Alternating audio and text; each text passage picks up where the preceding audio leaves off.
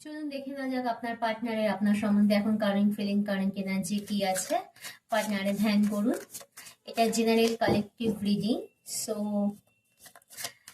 হতে পারে কিছুটা রেসপেক্ট করলে যতটা করবে ততটাই অ্যাকসেপ্ট করবেন, বাদ বাকিটা লেট গো করবেন। পার্সোনাল রিডিং এর জন্য ডেসক্রিপশন বক্স দেখে নেবেন। ওকে,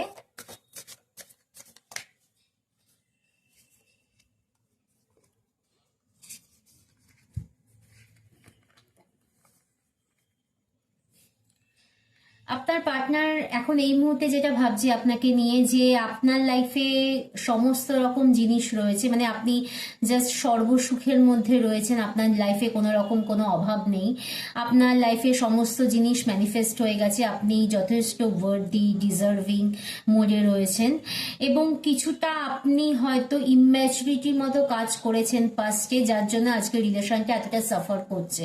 উনি ওনার নিজের ভুলটা না দেখে আপনার দিকেই আঙ্গুল তুলছেন, আপনারই দোষটা দেখছেন।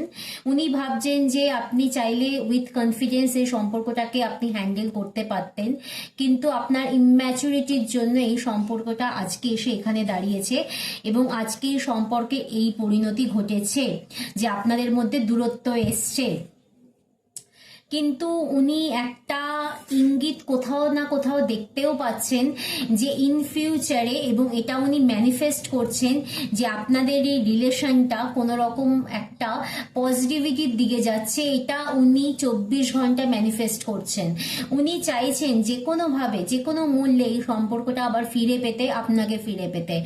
তো ক্লেম করুন এনার্জিটা। রিডিং কেমন লেগেছে অবশ্যই কমেন্ট বক্সে জানাতে ভুলবেন না। Thank you.